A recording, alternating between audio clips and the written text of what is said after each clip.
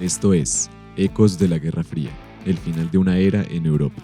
Bienvenidos.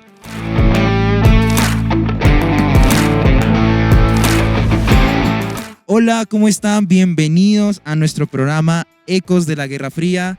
Hoy este podcast lo estaremos haciendo con dos panelistas súper especiales. Mi nombre es Oscar Reyes y el de mi compañero es... Nicolás Torres. ¿Cómo estás, Nico? Qué alegría verte hoy. Bien, Osquitar, ¿y tú? ¿Cómo vas? Bien, todo muy bien, todo muy bien.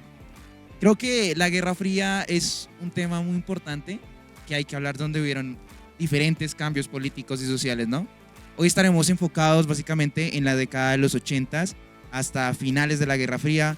Claro, sí, totalmente. Lo que tú dices, la Guerra Fría es una cosa que sí o sí hay que considerar cuando se habla de la actualidad. Y no solo de la actualidad, de hecho yo creo que la Guerra Fría se puede ver como esa consecuencia de una serie de cambios que ya se venían dando en Europa desde antes, pero no solo consecuencias, sino también origen de las cosas que vemos hoy en día que ocurren a nivel político, social, económico, en Europa y en todo el mundo como tal. Total, de acuerdo. Creo que es un punto de inflexión sumamente importante para comprender nuestra historia contemporánea y también para comprender los cambios sociales y políticos que se dan a nivel actual. Bueno, pero hoy ¿de qué estaremos hablando, Nico? ¿Cuál es nuestro primer tema?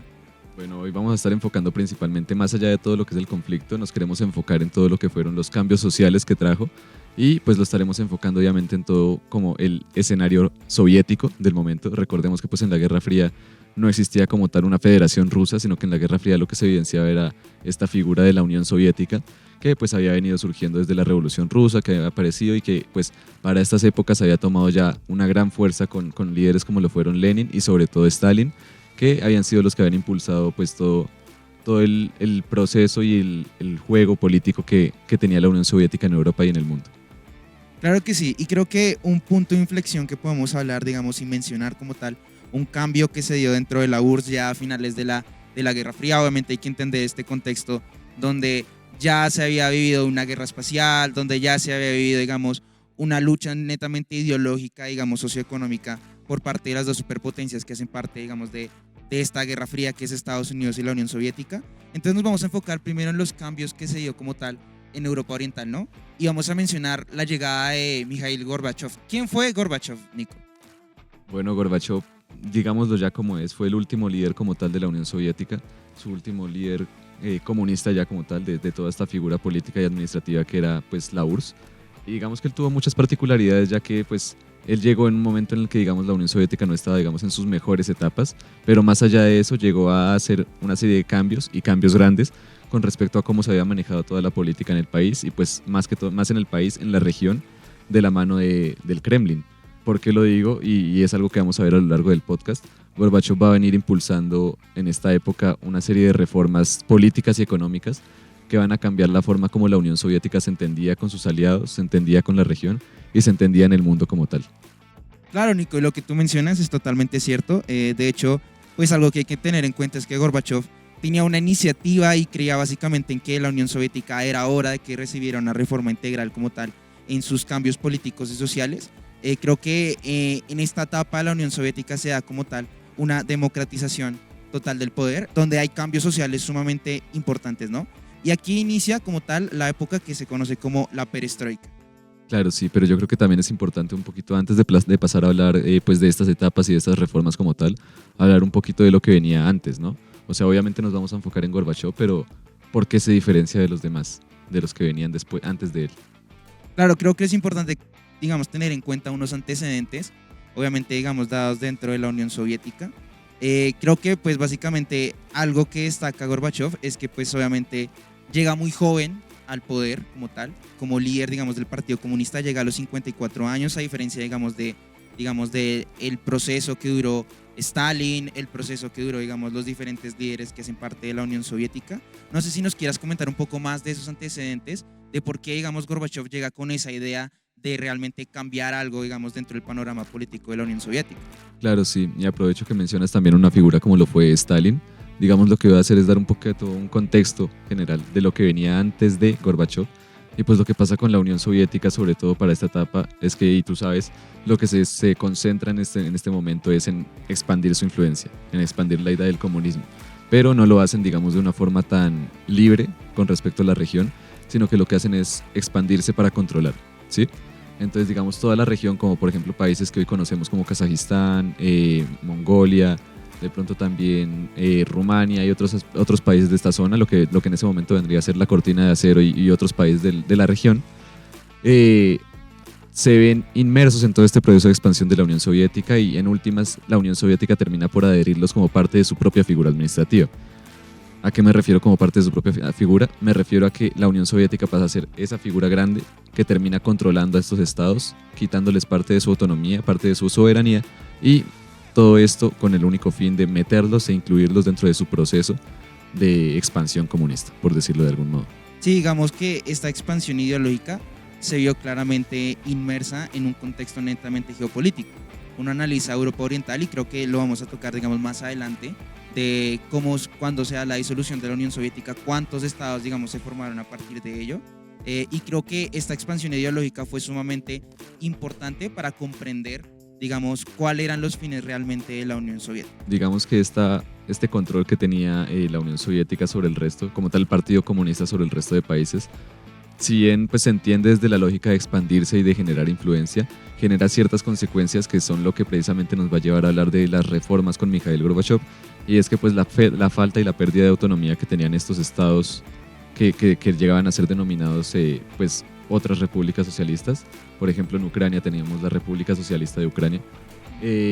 Pero bueno, más allá de eso, la pérdida de soberanía que tenían les desfavorecía en términos de controlar su economía.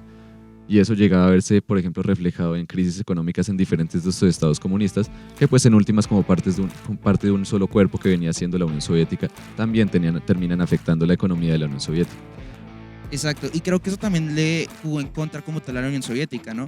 Digamos que no se pudo mantener, digamos, en cuanto a la potencia económica que representaba en el momento, sino pues este tipo de hechos y este tipo, digamos, de facultades que se dieron, digamos, dentro de la historia, pues terminaron acabando como tal con la idea de la Unión Soviética. Entonces, pues bueno, Nico, estábamos hablando de la perestroika, ¿no?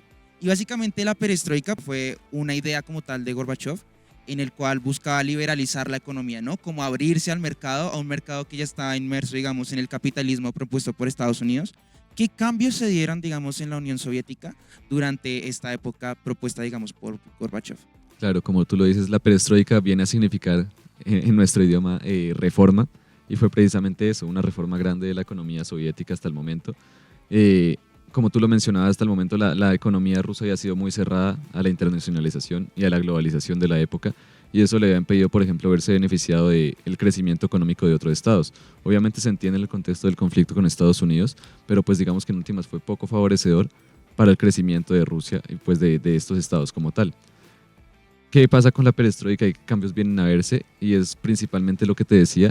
Hasta ese momento algunos de los estados no tenían autonomía como para desarrollar su propio modelo de mercado, ¿no?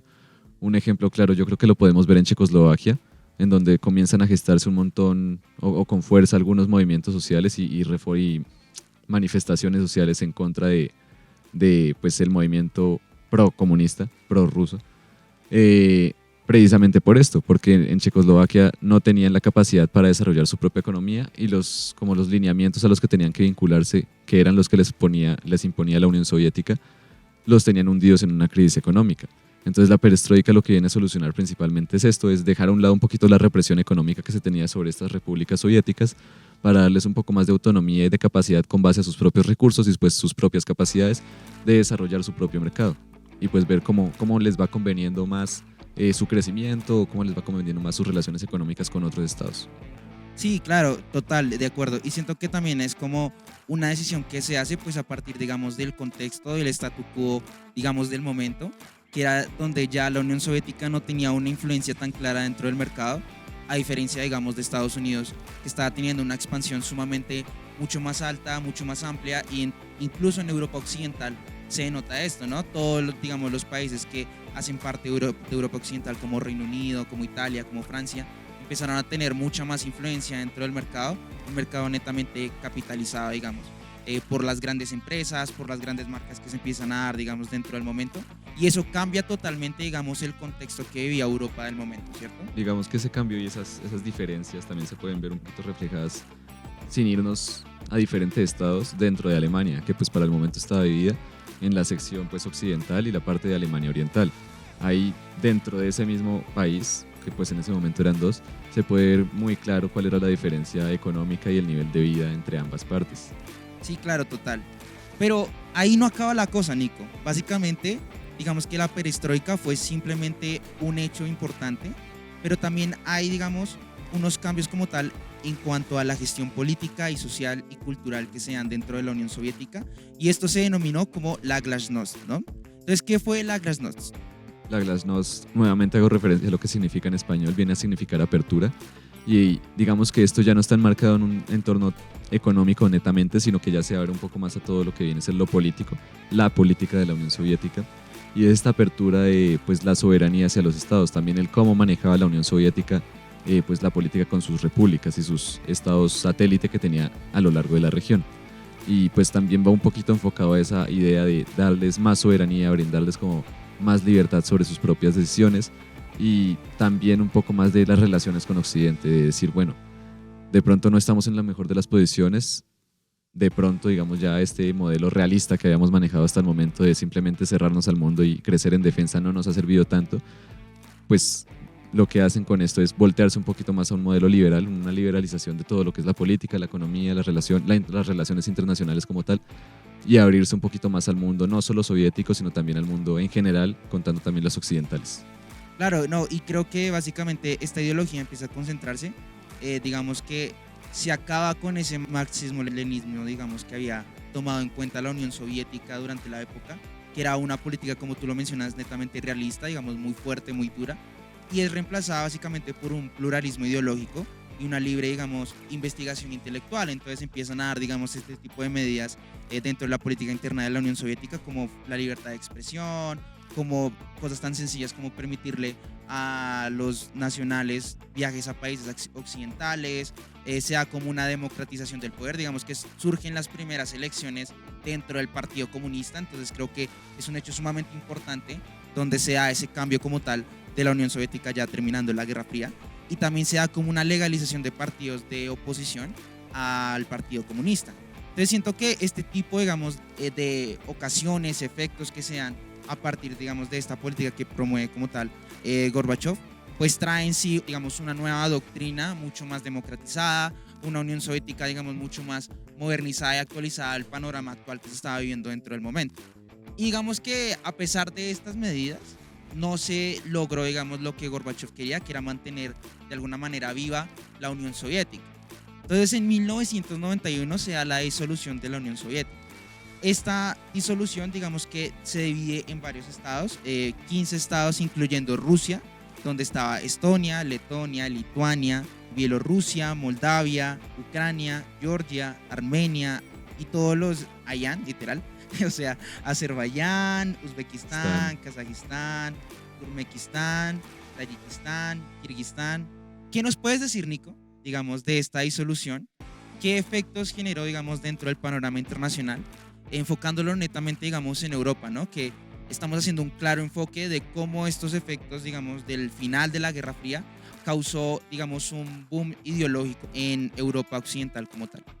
Claro, pues yo creo que los efectos de lo más importante ahí es parte de lo que tú venías diciendo y es esta nueva ola democratizadora que se da en la región a partir de pues la desaparición de esta figura autoritaria que venía siendo la Unión Soviética. Y es que no son, como tú lo dices, no son poquitos de estados los que resultan de esto, son varios que entran a tener una nueva soberanía, que entran a formar nuevos partidos, que entran a, pues, a inmersionarse en esta dinámica de la democracia, de los partidos políticos, de la oposición, de la competencia, y pues a meterse en este mundo un poquito ya más occidentalizado, sobre todo después de la caída de la Unión Soviética. Como tú lo mencionabas también, a pesar de las reformas que se hicieron, no fue posible para Gorbachev, digamos, mantener el proyecto comunista. Y yo creo que todo esto se da principalmente porque detrás de todo esto, más allá de lo político, más allá de lo económico que quisiera cambiar Gorbachev, ya venían gestándose una serie de movimientos y reformas a nivel social que pues ya, digamos, hicieron un efecto bola de nieve, porque es algo que ya venía desde atrás y que fue creciendo con el paso del tiempo y que ya con ciertos eventos más puntuales al final de la Guerra Fría, ya a este punto antes de que la Unión Soviética se cayera, pues hacen un boom, más por decirlo de algún modo. Y estallan pues, en una especie de derrame social, por decirlo de un modo sociocultural, que termina siendo pues el catalizador de todo este proyecto de cierre de Guerra Fría y colapso de la Unión Soviética. Y digamos que los efectos que genera esta disolución también en sí ocasiona otros eventos de los cuales vamos a mencionar, y es la guerra de los Balcanes, ¿no? Digamos que fueron conflictos sumamente importantes que se dan en la etapa de los 90, que ocasionaron también, digamos, una desestabilidad como tal del sistema en Europa, ¿no? Y pues básicamente esta guerra de los Balcanes se da un año después incluso de la disolución de la Unión Soviética. Entonces creo que es importante que hablemos de estos tipos de enfrentamientos que se desarrollaron, digamos, en la etapa de 1992 hasta 1995-96, y donde se calcula que murieron pues más de 130.000 personas. Entonces básicamente, Nico, empecemos hablando, digamos, cómo se empiezan a desarrollar estos conflictos tras la caída, digamos, de la Unión Soviética. Claro, sí, ahí vuelvo un poquito a la lógica que te venía comentando. Digamos, todo esto, incluido la guerra de los Balcanes, es resultado de esos conflictos sociales que ya venían gestándose al interior de cada uno de los países, pero que, digamos, bajo la figura omnipotente, por decirlo de algún modo, de la Unión Soviética, no habían podido estallar como tal. Y ya, pues, desaparecida esa figura, obviamente van a explotar con toda la fuerza que lo hicieron y a resultar en la cantidad de muertos que tú decías. Entonces, por ejemplo, no sé, digamos que en ese caso, bajo la Unión Soviética, es uno de los problemas de tener una figura política tan grande que trate de abarcar tantas culturas. Y es que en últimas, pues no vas a poder tener contentos a todos, y la unidad de todas esas, digamos, dentro de todos los países, dentro de todas las culturas, dentro de incluso de algunas ciudades, no va a ser posible, porque vas a tener muchas visiones contrapuestas, a pesar de que tú seas solo un hegemón, como lo era la Unión Soviética. Entonces, es precisamente eso lo que ocurrió, y es que, por ejemplo, diferentes culturas, diferentes movimientos sociales convivían bajo una misma figura política, pero no compartían los mismos ideales. Y es lo que veíamos, por ejemplo, en el caso de Checoslovaquia, en el que, por ejemplo, diferentes movimientos o incluso en algunos casos religiones comenzaban a generar roces en cuanto a lo que era el proyecto o la visión a futuro de lo que querían de país, la visión de país. Y ahí entra también el choque, quiénes apoyan a la Unión Soviética y quiénes no, quiénes quieren esto y quiénes no. Y es ese choque de visiones lo que más adelante, ya desaparecido de la figura de la Unión Soviética, desemboca en todo lo que es la guerra de los Balcanes en esta región, sobre todo porque hay que tener en cuenta que varios de esos países pues no habían experimentado lo que era una soberanía como tal, y ya libres de alguien que los controlara y les dijera lo que tenían que hacer, pues entran en crisis en decir, ¿y ahora quiénes somos o quiénes vamos a ser? También se da, por ejemplo, entonces la separación de diferentes países, de diferentes culturas. Se da, por ejemplo, la aparición de Bosnia y Herzegovina, que también a día de hoy sigue teniendo muchas crisis en términos de unidad social, unidad cultural. Y lo mismo va a pasar en diferentes países en los que esto pues va a quedar bastante claro y se va a reflejar muy fuerte en términos ya de violencia y escaladas de este tipo. Creo que un estado importante y clave, digamos, para mencionar el conflicto es Yugoslavia, ¿no? Digamos que en Yugoslavia empiezan a darse todos estos corrientes independistas, digamos, de los diferentes estados, en donde pues participan países como Croacia, como Bosnia, como Serbia, como Eslovenia. Entonces, digamos que Yugoslavia fue un punto de inflexión, digamos, la guerra como tal que se dio en Yugoslavia fue un punto de inflexión que marcó también esta guerra de los Balcanes, en donde lo que tú mencionabas, totalmente de acuerdo, donde había una diferencia netamente ideológica y creo que también pues religiosa, ¿no? Pues empezando que Croacia, digamos, la gran mayoría de esta etnia que se concentraba como tal en Yugoslavia de los croatas eran católicos, y digamos en Bosnia la mayoría era musulmana, en Serbia la mayoría era ortodoxa, y digamos que este tipo de corrientes autoritarias y cómo empiezan a actuar de una manera realista, queriendo forjar su estado, también lo heredan como tal de la Unión Soviética, y esto genera pues como tal un cambio total en la percepción que se da en los Balcanes, y empieza como tal esta guerra a concentrarse. Ahora, obviamente estos cambios forjaron lo que se conoce hoy como Europa. Puntos como tú mencionabas, como la guerra de Bosnia o la guerra de Kosovo, son guerras, digamos, que enmarcaron como tal cómo es Europa actualmente, ¿no? Y creo que es importante que hablemos un poco más de estos escenarios, digamos, de la Guerra Fría. Forjaron lo que es el mundo actual, forjaron lo que es la Europa actual. Digamos, el caso de Kosovo me parece un tema sumamente interesante de analizar, porque digamos que desde los 90s no ha tenido como tal una tranquilidad, sino básicamente se ha visto que Kosovo pues vive en guerra, ¿no? Y vive en conflicto por diferentes ideológicas, específicamente también con los serbios, que esto también se hereda de la Guerra Fría, pues por lo que ya venimos mencionando. Entonces, quiero que hablemos un poco más, Nico, digamos, de la Europa actual. Cómo estos hechos, como estos antecedentes que hemos mencionado previamente, pudieron, digamos, generar un nuevo orden mundial dentro de la Europa que conocemos actualmente.